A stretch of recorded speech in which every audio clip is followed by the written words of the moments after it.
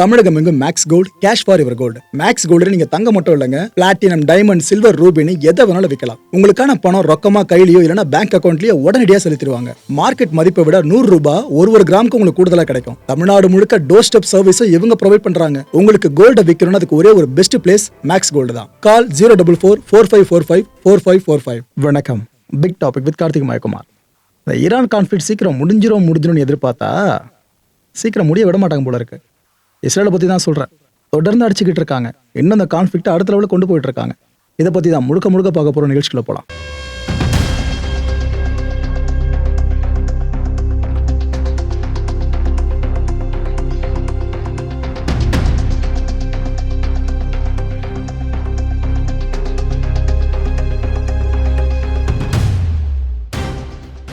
இந்த nuclear power plants இருக்குல்ல, அதை தொட்டாலும் பிரச்சனை தான்.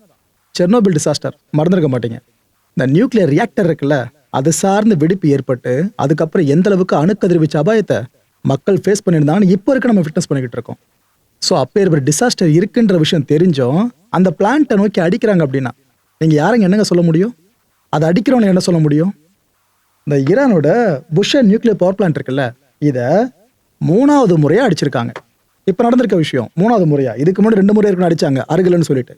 இப்போ அதே மாதிரி நீர்னு சொல்லிட்டு அடிச்சிருக்காங்க.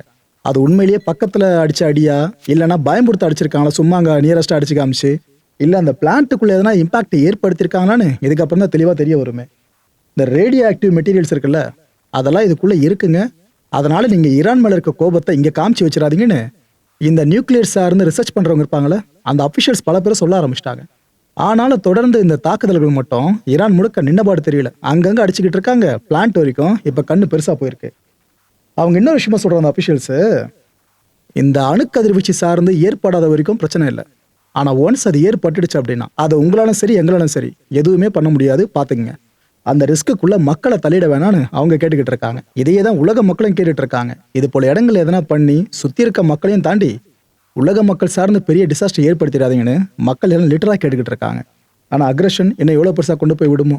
ஓகே, இன்னொரு பக்கம் ஈரான் அவங்க அமெரிக்கா மேலே இருக்க கோபத்தை ஸ்ட்ரைட்டாக அமெரிக்கா நாடு சார்ந்து காட்டாமல் மிடில் ஈஸ்ட் முழுக்க காமிச்சிட்டு இருக்காங்களா, அமெரிக்காவோட பேஸஸை டார்கெட் பண்ணி.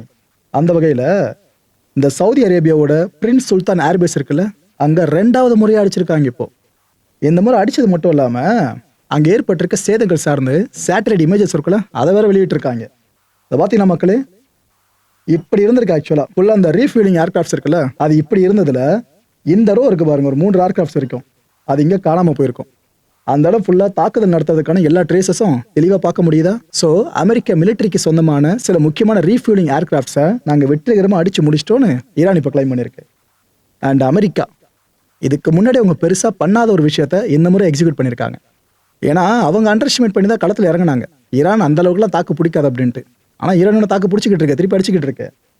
அமெரிக்கா என்ன பண்ணுது இப்போ, இந்த அன்மேன்டு ட்ரோன் போட்ஸ் இருக்குல்ல, அந்த பறக்கிறது நினைக்காதீங்க, கடலில் பயணிக்கிறது. இது போல் அன்மேன்டு ட்ரோன் போட்ஸை அவங்க களமிறக்க ஆரம்பிச்சிட்டாங்க. ஃபுல்லாக டெப்ளாய்மெண்ட் நடந்துகிட்டு இருக்கு. இதை GARC அப்படின்னு சொல்லுவாங்க, அதாவது குளோபல் அட்டானமஸ் ரிகனசன்ஸ் கிராஃப்ட்னு சொல்லுவாங்க. இதோட லென்த்து பார்த்தீங்கன்னா ஒரு 5 மீட்டர்ஸ் மட்டும்தான் இருக்கும். ரொம்ப பெருசுலாம் இல்லை, ஒரு 5 மீட்டர்ஸ் மட்டும்தான். இதை ஆப்ரேட் பண்ணுற பேட்டர்ன் பார்த்தீங்கன்னா நீங்கள் ரிமோட்லி இதை ஆப்ரேட் பண்ணலாம். எங்கெங்கே போகணும் என்ன பண்ணணும்னு ஃபுல்லாக நீங்கள் கைட் பண்ணலாம். இல்லைனாக்கா அட்டானமஸாக அதை செயல்பட விட்டுலாம். அது பாட்டுக்கு முடிவு எடுத்துட்டு ஃபுல்லாக செயல்பட்டுக்கிட்டு இருக்கோம். அதுக்கேற்ற சில இன்புட்ஸ் மட்டும் நீங்கள் கொடுத்துட்டா போதும். அண்ட் இப்போ பார்த்தீங்கன்னா இது அட்டாக்குக்கு பயன்படுத்துகிறாங்களான்னு கேட்டிங்கன்னா பேட்ரோல் மிஷன்ஸ்க்காக மட்டும் இதை பயன்படுத்திட்டு இருக்காங்க இப்போதைக்கு. இதுக்கப்புறம் அடுத்த கட்டமாக ஏதாவது இதை வெப்பனைஸ் பண்ணுற ஐடியா அமெரிக்கா கிட்ட இருக்க வேண்டவோ, ஆனால் இதை குவிக்க ஆரம்பிச்சிட்டாங்க. ஆனால் இன்னொரு பக்கம் ஈரான் என்ன பண்ணிட்டு இருக்கு, இந்த கப்பல்கள் சில கப்பல்களை ஈரான் தாக்கி அழிக்குது, நிறைய நெருப்பு கிளம்புற மாதிரிலாம் காட்சிகள் பார்த்துக்கிட்டு இருக்கோம்ல, அவங்க அதுக்காக பெரிய பெரிய மிசைல்ஸை பயன்படுத்துகிறாங்களாம். பார்த்தா இந்த மீன் பிடிக்க பயன்படுத்தப்படுற போட்ஸ் இருக்குல்ல, அதில் வெடிப்பொருட்களை நிரப்பி அதை வச்சு ஹிட் பண்ணி இது போல விஷயங்களை பண்ணுறதாகவும் அடுத்த கட்ட சோர்ஸ் மூலமாக தகவல் வெளியே வந்துட்டு இருக்கு.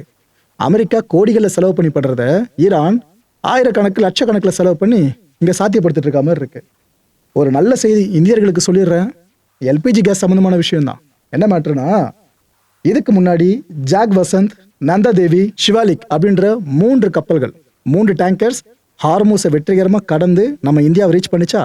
ஈரான் ஏற்கனவே சொல்லிச்சு பாருங்க, ஆமாங்க, ரஷ்யா, சைனா, பாகிஸ்தான், இந்தியா இது போல் எங்களோட நட்பு நாடுகளோட கப்பல்களை மட்டும் நாங்கள் ரிலீஸ் பண்ணிக்கிட்டு இருக்கோம். மற்றபடி கப்பல்கள் எங்களோட எதிரி நாடுகள் சார்ந்த கப்பல்களாக இருந்தால் நாங்கள் ரிலீஸ் பண்ணுறதுலன்னு சொன்னாங்க. ஸோ ஏற்கனவே ஒரு பேட்ச் பார்த்தோமா, இப்போ செகண்ட் பேட்சா BWALM அண்ட் BWTYR இந்த 2 எல்பிஜி கேஸ் வெசல்ஸையும் ஈரான் அலோவ் பண்ணிடுச்சு. சரி, ஓகே, ஹார்மோஸை கடந்துட்டு போயிட்டோம் அப்படின்ட்டு.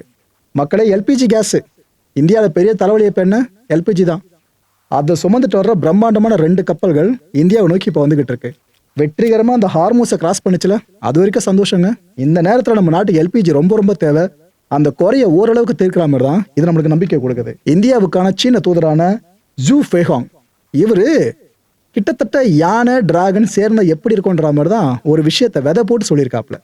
என்னன்னா, இந்தியாவும் சைனாவும் இந்த அளவுக்கு வளர்ச்சி அடைஞ்சிருக்குல்ல, இது ஏதோ யாரோ ஒருத்தவங்க நம்மளுக்கு ஹெல்ப் பண்ணி அதன் மூலமா வளர்ச்சி அடைஞ்சாலும் எடுத்துக்க முடியாது. 2 நாடுகளும் தன்னிச்சையா உழைச்சிருக்கு, அவ்வளோ கடின உழைப்பை போட்டிருக்கோம். அதன் மூலமா வளர்ச்சி அடைந்த நாடுகள் தான் இந்தியாவும் சரி சைனாவும் சரி. இதுக்கான கிரெடிட்டை வேற யாரும் எடுத்துக்க முடியாது அப்படின்னு சொல்லியிருக்காரு. யாரை மனசுல வச்சு பேசுறாரு தெரியுதா? சாட்சாத் அமெரிக்காவை தான். அதாவது அமெரிக்காவை எதிர்க்கணும்னா இந்தியான்ற அந்த பெரிய சக்தி நம்ம கூட நிக்கணும்ட்டு இந்த டிராகனுக்கு தெளிவா தெரிஞ்சிருக்கு. அதை யானை சார்ந்து இந்த அளவுக்கு பேசுறதையும் நம்ம கேட்க முடியுது காது கொடுத்து. ஆனா ஒண்ணுங்க, அமெரிக்கா சார்ந்து நாம ஒரு மோதல் போக்க கடைபிடிச்சது ஞாபகம் இருக்கா? நாம கடைபிடிக்கல, நம்மளை கடைபிடிக்க வச்சுட்டாங்க அமெரிக்காவே, அவ்வளோ ப்ரெஷரை பில்ட் பண்ணி. அப்ப சைனா சார்ந்து நம்ம பிரதமர் மோடி அவர்கள் விசிட் பண்ணி ஒரு பெரிய நட்புறவை திரும்ப மலர வைக்கிற மாதிரி முயற்சி நடந்துருந்துச்சு. அந்த முயற்சியோட அடுத்த கட்ட நீட்சியாக தான் இவரோட இந்த ஸ்டேட்மெண்ட் இங்க பார்க்க முடியுது. நான் ஒரு கேள்வி கேட்குறேன், முடிஞ்சா பதில் சொல்ல பாருங்க. இந்தியா அமெரிக்கா நெருங்கி பயணப்பட்டா நமக்கு நல்லதா, இல்ல இந்தியா சைனா நெருங்கி பயணப்பட்டா நமக்கு நல்லதா? இட்ஸ் அப் டு யூ மக்களே, உங்க கையில ஆன்சர்ஸ் இருக்கும். டொனால்ட் ட்ரம்ப் தலைவன் காட் மோட்ல இருக்காப்ல. இப்ப பேசுறது எல்லாமே எப்படி இருக்குன்னா, நான் தான் உலகத்தோட தலைவன், ரட்சகன், அமைதியை போதிக்கிறவரே நான் தான், நான் சொல்றது எல்லாரும் கேளுங்கன்ற மாதிரி தான் அந்த துணியில இருக்கு. இப்ப உருக்கமான பேசியிருக்காரு டொனால்ட் ட்ரம்ப். அது போல பல விஷயங்கள் நடந்திருக்கு.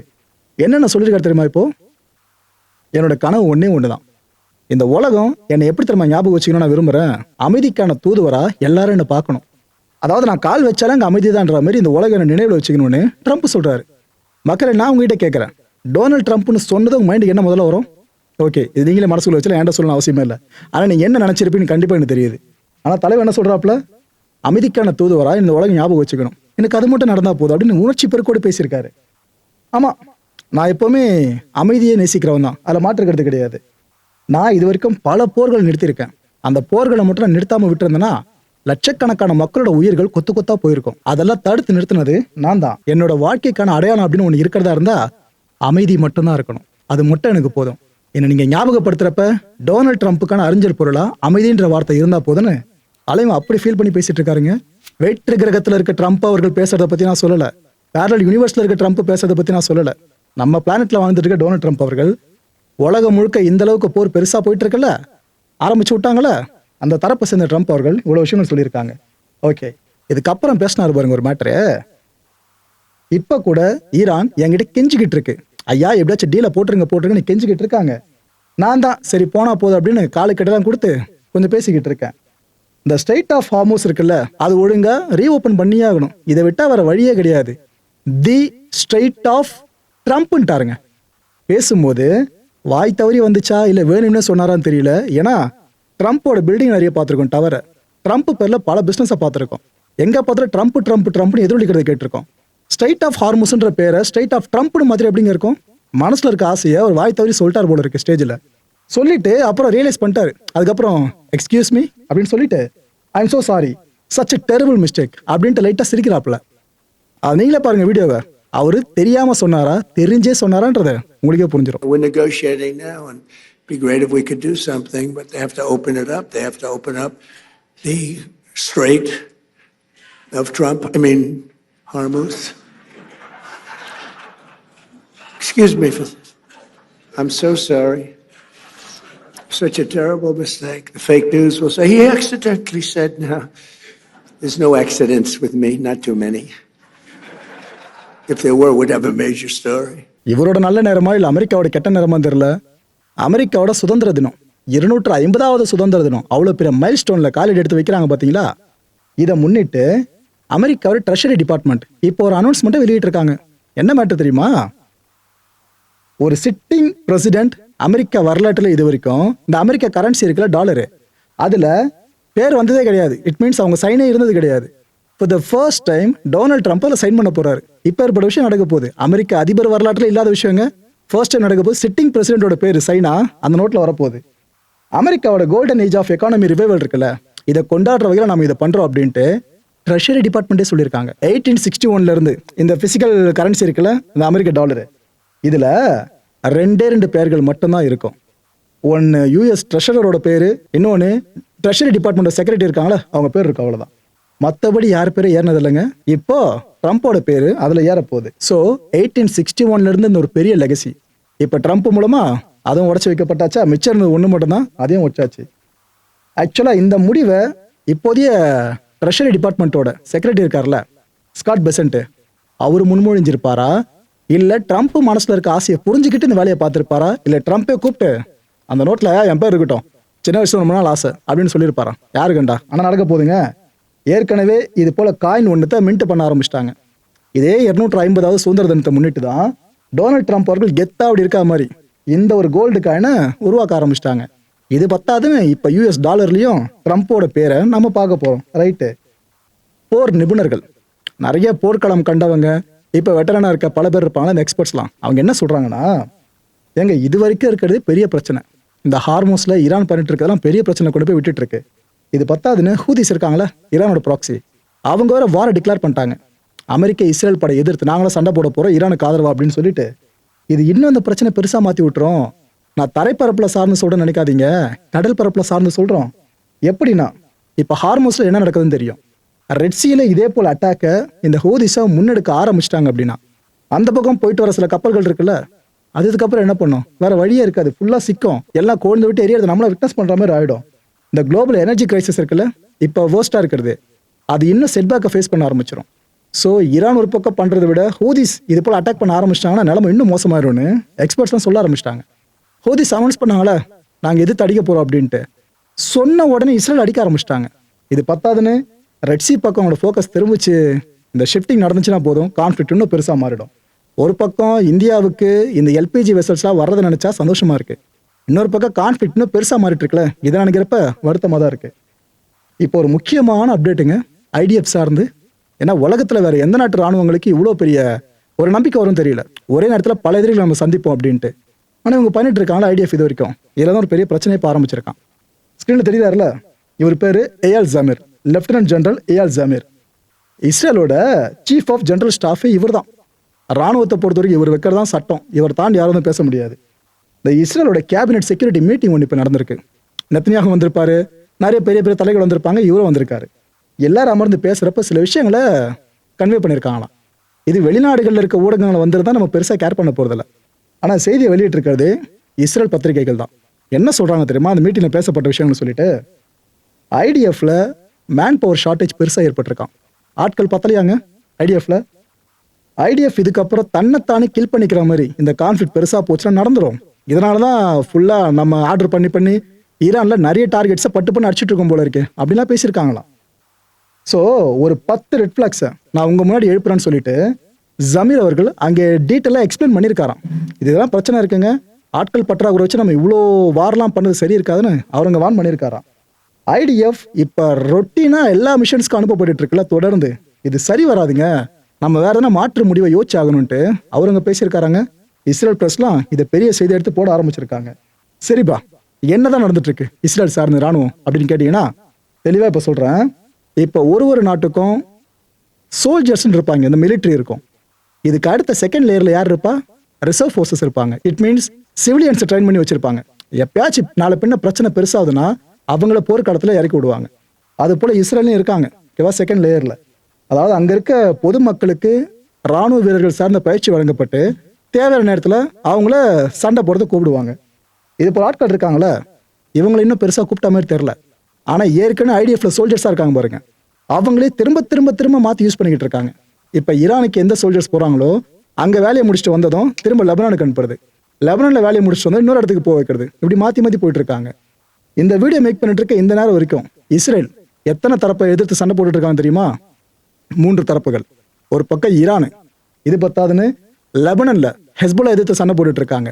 இது பத்தாதுன்னு வெஸ்ட் பேங்க் மேற்கு கரை, அங்கேயும் இப்போ வரைக்கும் கிளாஷ் போயிட்டு தான் இருக்கு. இப்போ இதெல்லாம் தாண்டி யமன்ல இருந்து வேற மிசைல்ஸ்லாம் லான்ச் ஆக ஆரம்பிச்சிச்சா இஸ்ரேல் மேல. இப்போ 4வது ஃப்ரண்ட் லைனை நோக்கியும் ஐடிஎஃப் கிளம்புறங்க வாய்ப்பு இருக்கு. பாருங்க, இந்த நேரத்துல இந்த வார்னிங் எவ்வளவு முக்கியமானது உங்களுக்கு புரியும். மக்களை இந்த கான்டென்ட்டை பொறுத்தவரைக்கும் நாமெல்லாம் சிந்திக்க வேண்டியது ஒரே ஒரு விஷயம் தான். இந்த பீஸ் டீல் இருக்குல்ல, இது சக்சஸ்ஃபுல்லா சைன் பண்ணப்படுறது ஈரானுக்கு மட்டும் இல்ல, இஸ்ரேலுக்கும் ரொம்ப நல்லது. அடுத்த நிகழ்ச்சி சந்திக்கலாம். நன்றி, வணக்கம். தமிழகம் எங்கும் Max gold, cash for your gold. Max gold நீங்க தங்க மட்டும் இல்லைங்க, பிளாட்டினம், டைமண்ட், சில்வர், ரூபினி எதை வேணாலும் விற்கலாம். உங்களுக்கான பணம் ரொக்கமா கையிலயோ இல்லைன்னா பேங்க் அக்கௌண்ட்லயோ உடனடியாக செலுத்திடுவாங்க. மார்க்கெட் மதிப்பை விட 100 ரூபாய் ஒரு கிராமுக்கு உங்களுக்கு கூடுதலா கிடைக்கும். தமிழ்நாடு முழுக்க டோர் ஸ்டெப் சர்வீஸை இவங்க ப்ரொவைட் பண்றாங்க. உங்களுக்கு கோல்டை விற்கணும்னு அதுக்கு ஒரே ஒரு பெஸ்ட் பிளேஸ் மேக்ஸ் கோல்டு தான். கால் 04445454545. என் அன்பார்ந்த மாயம் ஸ்டுடியோஸ் நேயர்களே, மாயம் பக்தின்னு ஆன்மீகத்துக்காக பிரத்யேகமா ஒரு சேனலை கொண்டு வந்திருக்கோம். மறக்காம சப்ஸ்கிரைப் பண்ணி அந்த சேனலுக்கு உங்களோட ஆதரவை மனப்பூர்வமா தெரிவிங்க. வணக்கம் மாயம் ஸ்டுடியோஸ் நண்பர்களே. மாயம் ட்ரெண்ட்ஸ் அப்படின்ற ஒரு புதிய ஃபேஸ்புக் பேஜை ஓப்பன் பண்ணியிருக்கோம். நீங்கள் யூடியூப்பில் பார்த்துட்டு இருக்கீங்களா நம்மளோட கான்டென்ட்ஸ்லாம். இதெல்லாம் விட ஒரு படி மேலே ரொம்ப கிறிஸ்பாகவும் ரொம்ப சூப்பராகவும் நிறைய கான்டென்ட்ஸ் உங்களுக்கு இந்த பேஜில் காத்துட்ருக்குங்க. ஸோ உடனடியாக ஃபேஸ்புக் பிளாட்ஃபார்ம் போங்க, மாயம் ட்ரெண்ட்ஸ்னு டைப் பண்ணி சர்ச் பண்ணி நம்ம பேஜை ஃபாலோ பண்ணுங்கள். அப்படியே நம்ம சேனலையும் நீங்கள் சப்ஸ்கிரைப் பண்ணிட்டீங்க அப்படின்னா இன்னும் நிறைய புது கான்டென்ட்ஸை உங்களுக்காக ப்ரொடியூஸ் பண்ணி கொடுத்துக்கிட்டே இருப்பாங்க. நீங்கள் பண்ணுற ஒவ்வொரு சப்ஸ்கிரிப்ஷனும் எங்களுக்கு பெரிய மோட்டிவேஷனாக அமையும்.